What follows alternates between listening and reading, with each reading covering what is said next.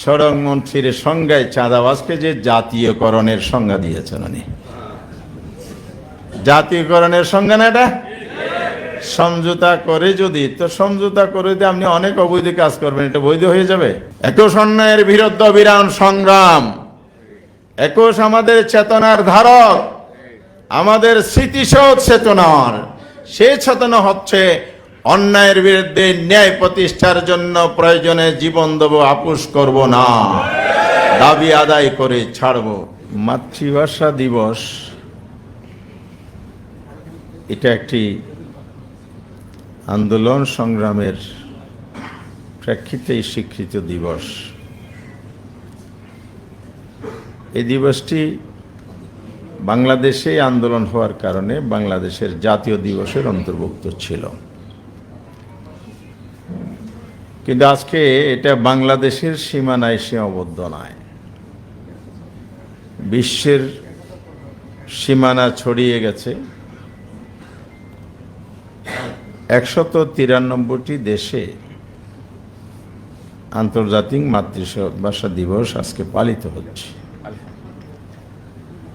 নিঃসন্দেহে এটা আমাদের ত্যাগ এবং আমাদের স্যাক্রিফাইস এবং আমাদের প্রতি ভালোবাসার একটা স্বীকৃতি। যে কাজটি ইউনেস্কোর মাধ্যমে স্বীকৃতি পেয়েছে, সারা বিশ্বে এটা পালিত হচ্ছে।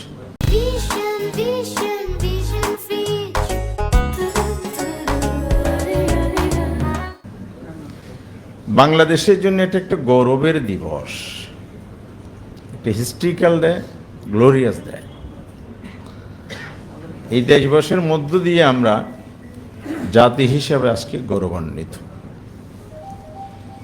কিন্তু যাদের অবদান, যাদের ভূমিকা, যাদের ত্যাগের বিনিময়ে এটা হয়েছে, এই গৌরব আমাদের অর্জিত হয়েছে, তাদের স্বীকৃতিকে আমরা দিতে পেরেছি? যদি আমরা সাবলীলভাবে বলি, আমরা দিতে পারি নাই। আমরা যতটুকু স্বীকৃতি দিয়েছি সেটা উদার চিত্তে নয়, সেটা একটা সংকীর্ণতার বা সংকীর্ণ মানসিকতার বহিঃপ্রকাশ ঘটিয়েছি। 7টি দশক অতিক্রান্ত হয়েছে, আজও প্রশ্ন ওঠে ভাষা সৈনিকের তালিকা নিয়ে। যেমনটি মুক্তিযুদ্ধের তালিকা, মুক্তিযুদ্ধ তালিকা নিয়ে বিতর্ক, ভাষা সৈনিকের তালিকা নিয়ে একই প্রশ্ন উত্থাপিত হয়। এটা খুবই দুঃখজনক। এটা মূল কারণটা কি? এটার মূল কারণ হচ্ছে আমরা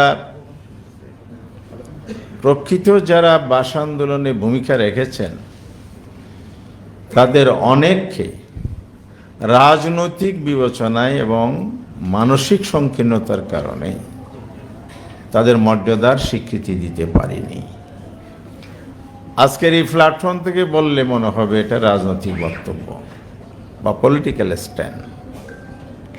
আমি যখন বিশ্ববিদ্যালয়ে ছাত্র ছিলাম, চট্টগ্রাম বিশ্ববিদ্যালয়ের সকালবেলা বিশ্ববিদ্যালয় প্রশাসনে আয়োজিত শহীদ মিনারের একটি আলোচনার সভায় অংশগ্রহণ করেছিলাম।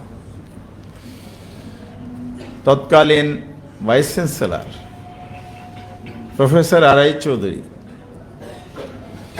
তিনি সেদিন দাঁড়িয়ে আলোচনায় প্রসঙ্গক্রমে একটি কথা নিয়ে আসলেন, একটি সত্য আমি না বলে পারছি না একথা বলেই। তথ্যটি তিনি সেদিন ফাঁস করেছিলেন, বলে যে আমার চোখকে আমি অবিশ্বাস করতে পারি না। 52 ভাষা আন্দোলনের হরতাল 44 দ্বারা উপেক্ষা করে যারা সেদিন পিকেটিং করেছিলেন, পুলিশের হাতে গ্রেফতার হয়েছিলেন, তিনি বলছেন আরাই চৌধুরী, আমি বিশ্ববিদ্যালয়ের ছাত্র হিসাবে আমি দেখেছি পুলিশের ভ্যানে কারা কারা ছিলেন, তার মধ্যে একজন নেতা ছিলেন যার নাম অধ্যাপক গোলাম আজম। কিন্তু দুর্ভাগ্যজনক হলো এই স্বীকৃতিটা এই জাতি আজও দিতে পারে নাই। উনি অনুশোচনা করেছিলেন সেদিন। ভাষা আন্দোলনের ইতিহাস বিকৃত হয়েছে, একথা আমরা বলছি। ভাষা আন্দোলন বলতে আমরা 52 আন্দোলন বলি, আজকে আমাদের প্রধানমন্ত্রীর মাননীয় প্রধানের বাণীতেও আমি দেখেছি, সূক্ষ্মভাবে পর্যবেক্ষণ দেখলাম বাণীতে কি আছে। যেহেতু উনি বাংলাদেশের প্রধানমন্ত্রী, সরকার প্রধান, উনি 52-কে অ্যাড্রেস করেছেন। কিন্তু সত্যি কি তাই? হ্যাঁ, 52 সাল হলো ভাষা আন্দোলনের চূড়ান্ত পর্ব। আনডাউটলি এই ইতিহাসটি 3 পর্বে বিভক্ত। নাম্বার 1, একটা সূচনা লগ্ন হয়েছিল বুদ্ধিভিত্তিক আন্দোলন এবং দাবি আদায়ের জন্য দাবি উত্থাপন। সেটা 1917 সাল থেকেই শুরু হয়েছে। 20 সালে যখন বিশ্বযুদ্ধ পরবর্তী সময়ে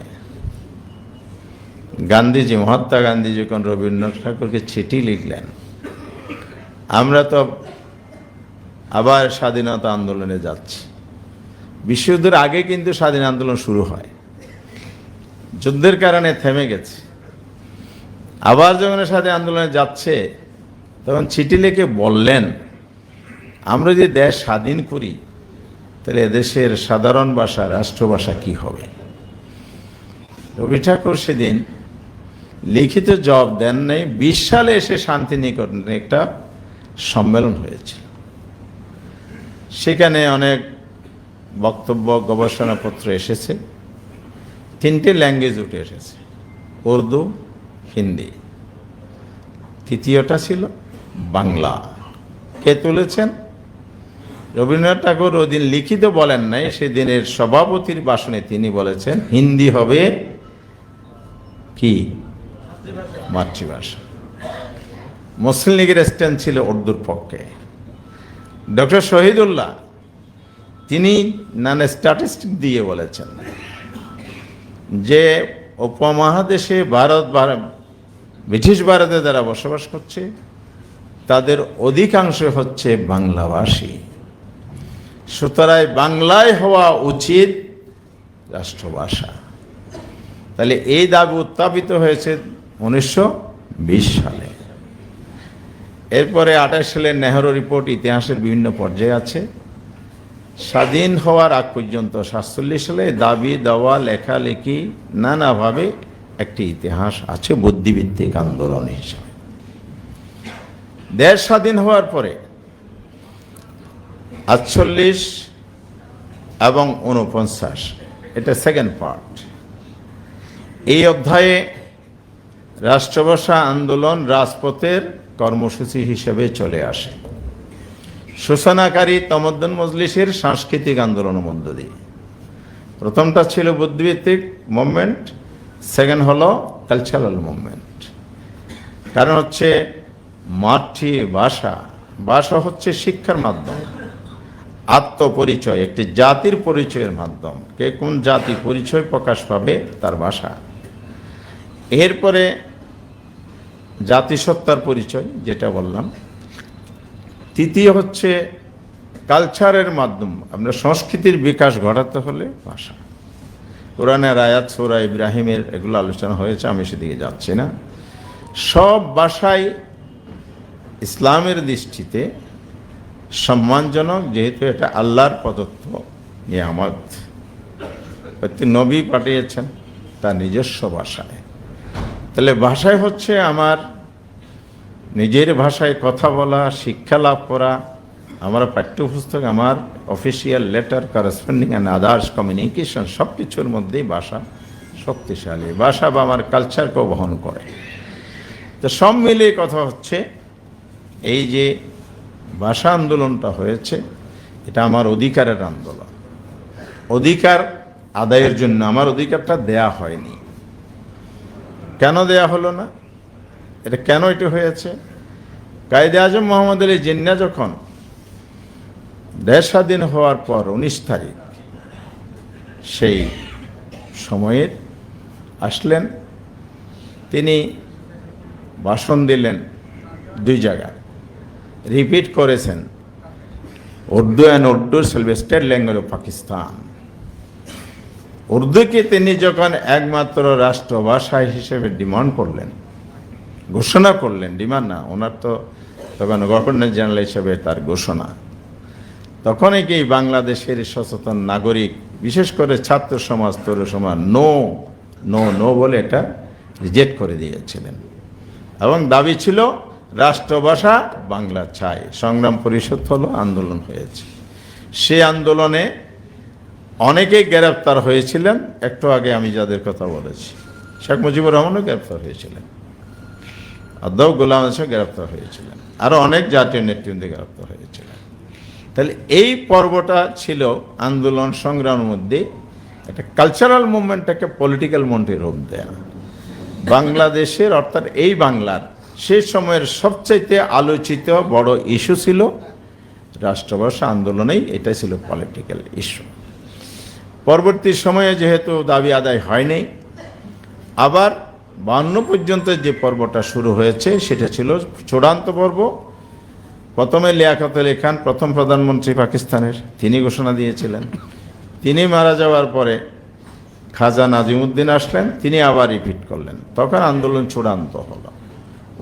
17 জানুয়ারি ঘোষণা দিয়েছিলেন নাজিমুদ্দিন পল্টনের জনসভায়, আর সেটার প্রতিবাদ সংগ্রাম পরিষদ আন্দোলন টেনে নিয়ে 52 সালের ফেব্রুয়ারি সে বড় ঘটনাটা হয়েছে। রফিক সালাম বরকত, যাদের কথা আমরা ইতিহাসে জানি। 54 সালে এসে পাকিস্তানের গণপরিষদে আমাদের এই তরুণ ছাত্র জনতার সর্বশ্রেণীর মানুষের সংগ্রামের স্বীকৃতি স্বরূপ পার্লামেন্টে বাংলা ভাষাকে রাষ্ট্রভাষার মর্যাদা দেওয়া হয়েছিল। তাহলে আন্দোলনের মাধ্যমে কিন্তু আমরা আমাদের অধিকার আদায় করেছি। সুতরাং 21 একটি আন্দোলনের নাম নয়, 21 অন্যায়ের বিরুদ্ধে বিরাট সংগ্রাম, 21 আমাদের চেতনার ধারক, আমাদের স্মৃতিশোধ চেতনার।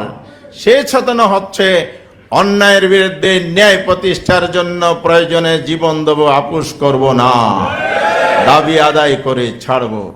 যেটাই হয়েছে জুলাই চেতনায়, হয় নাই? সেই চেতনা কি এরকমই একটা শর্ট টার্ম মুভমেন্ট কিন্তু ছিল, এগুলো তো লং টার্ম মুভমেন্ট। 36 জুলাই 36 দিনের মধ্যে একটি ফ্যাসিবাদী শক্তিকে ক্ষমতাচ্যুত করা হয়েছে।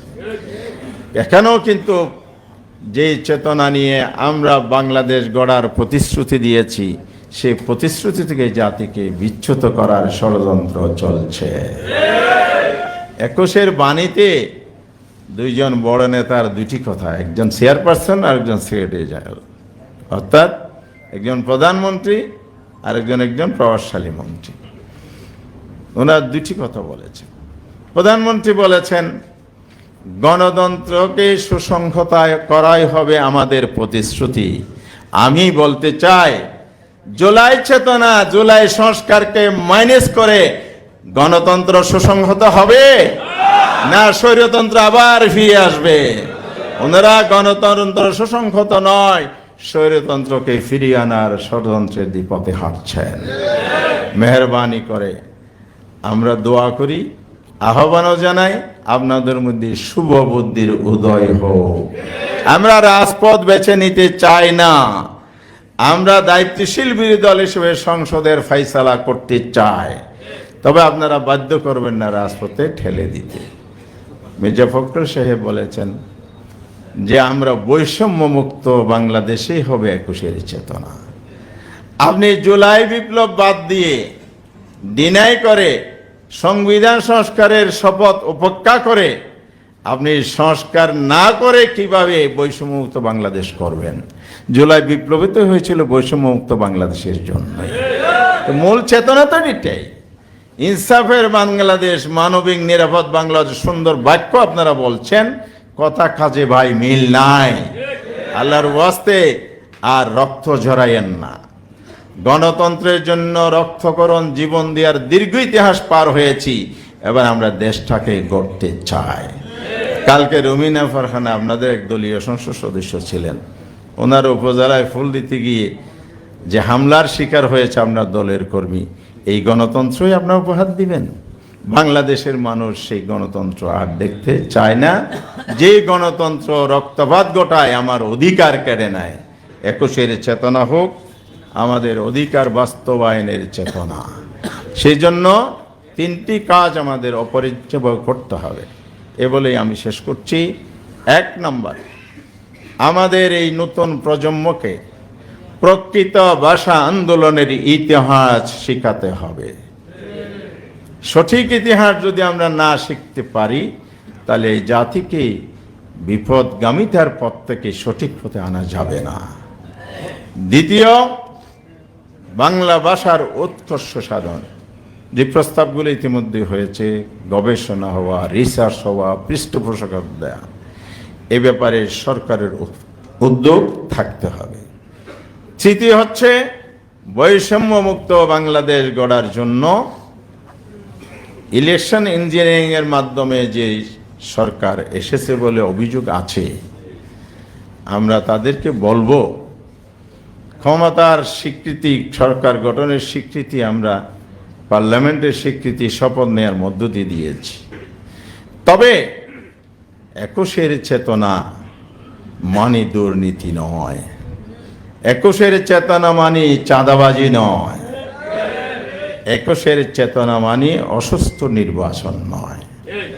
গণতন্ত্রের সঠিক পথে চলতে হলে অবশ্যই বাংলাদেশকে কারাপশন ফ্রি করতে হবে, চাঁদাবাজ মুক্ত করতে হবে। সড়ক মন্ত্রীর সংজ্ঞায় চাঁদাবাজকে যে জাতীয়করণের সংজ্ঞা দিয়েছেন উনি, জাতীয়করণের সংজ্ঞা না এটা, সমঝোতা করে যদি, তো সমঝোতা করে দিয়ে আপনি অনেক অবৈধ কাজ করবেন, এটা বৈধ হয়ে যাবে? হবে? তো চাঁদা কি বৈধ? তো সমঝোতা করে অবৈধ থেকে বৈধতা দেয়া যাবে? সুতরাং হয় এ বক্তব্য ড্র করেন, না হয় জনগণ বুঝে যাবে আপনারা কিভাবে দেশ চালাবেন। তবে সেই পদ্ধতিতে হাঁটেন, আরেকটা জুলাই বিপ্লব হবে, সেই বিপ্লবে ডাক দিয়ে আপনাদেরকে সেখান থেকে নামিয়ে আমরা সঠিক পথে বাংলাদেশকে তুলে দেবো ইনশাআল্লাহ। সবাইকে ধন্যবাদ।